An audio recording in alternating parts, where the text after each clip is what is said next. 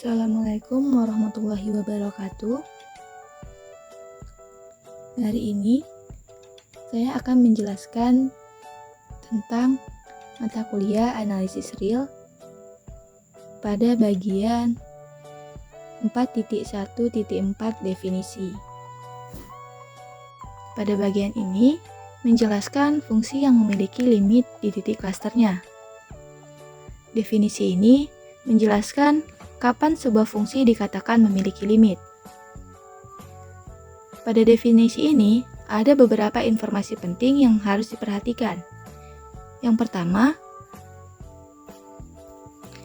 dinyatakan bahwa ada himpunan A yang merupakan subset dari himpunan real.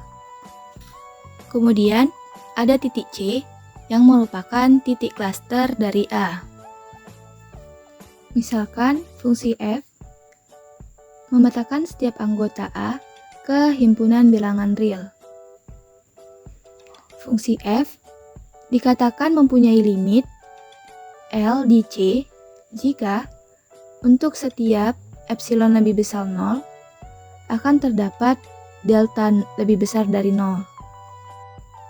Sedemikian hingga jika X merupakan anggota dari himpunan A dan jarak antara X dan C harus lebih kecil dari delta dan lebih besar dari 0. Maka berlaku nilai fungsi fx jaraknya dengan nilai limit L harus kurang dari epsilon. Untuk lebih memahami definisi ini, dapat kita gambarkan secara geometris. Yang pertama, kita buat dulu garis bilangan di mana dari permisalan kita A subset real. Maka garis bilangan yang pertama kita buat adalah garis bilangan real. Selanjutnya kita misalkan C adalah titik klaster dari A. Maka di sini ada himpunan A. Kita gambarkan himpunan A.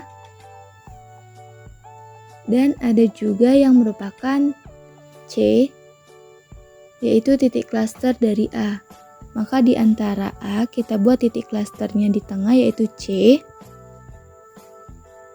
Selanjutnya kita misalkan fungsi yang memetakan A ke real. Karena fungsi yang memetakan A ke real harus ada dua sumbu karena merupakan fungsi. Maka kita tambahkan fungsi Y. Selanjutnya, karena fungsi yang memetakan A ke real, maka dimisalkan fungsi seperti ini, yaitu fungsi f. Selanjutnya, kita dapat memetakan C ke sumbu Y, maka kita hubungkan C ke Y, maka didapatkan L. Maka itu dikatakan mempunyai limit L di C. Selanjutnya, untuk setiap epsilon lebih besar dari 0, nah epsilon yang dimaksud ini adalah ada di sumbu Y. Nah, epsilon ini adalah jarak yang berada di persekitaran. Maka dapat kita misalkan epsilon yang ke atas itu menjadi L ditambah epsilon, dan di bawah L ada epsilon, maka menjadi L dikurang epsilon. Nah, untuk epsilon sendiri dapat berubah-ubah ukurannya. Selanjutnya, kita dapat memetakan epsilon ke sumbu X, di mana di L tambah epsilon kita petakan, dan L dikurang epsilon kita petakan juga, maka nanti akan ditemukan persekitaran di C. Nah, pada persekitaran yang ada di C itu adalah delta. Maka untuk yang di sebelah kiri menjadi C dikurang delta, dan di sebelah kanan menjadi C tambah delta.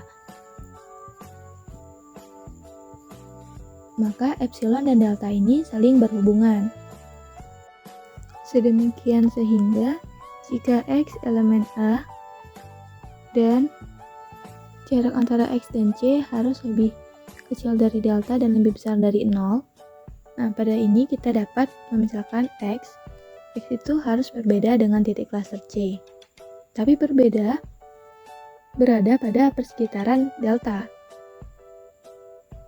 Nah, kita dapat misalkan X-nya di sini, kemudian kita tarik hingga dan kita petakan ke sumbu Y. Ternyata fx-nya berada di dalam, bukan di luar. Maka dapat dinyatakan f mempunyai limit yaitu L di titik C. Maka benar berlaku bahwa nilai fungsi fx jaraknya dengan nilai L harus kurang dari epsilon.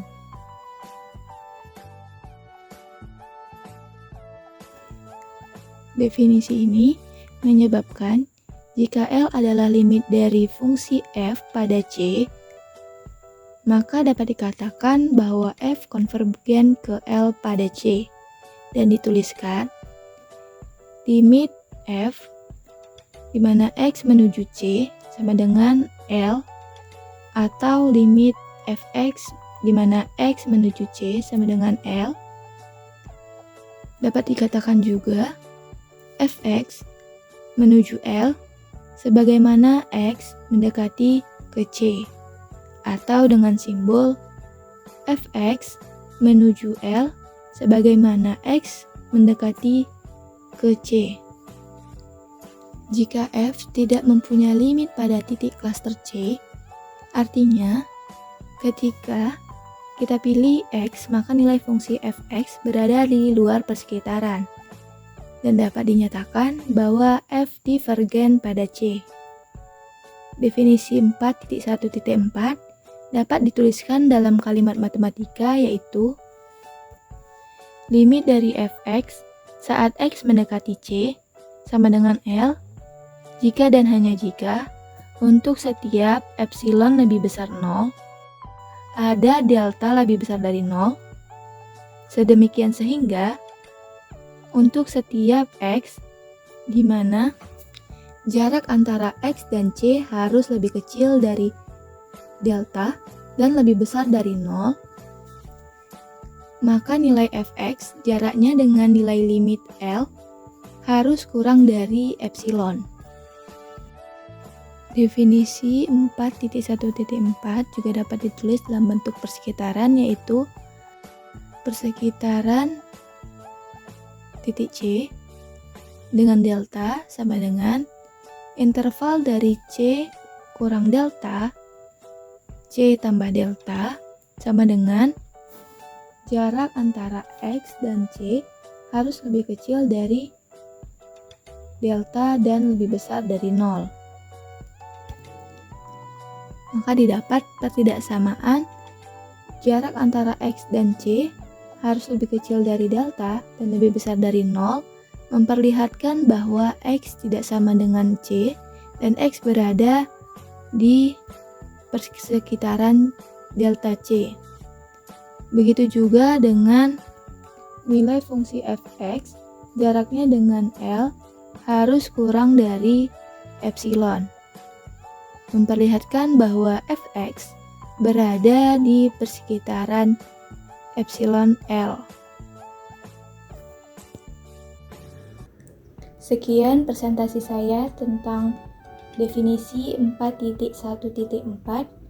Wabillahi taufiq walhidayah. Wassalamualaikum warahmatullahi wabarakatuh.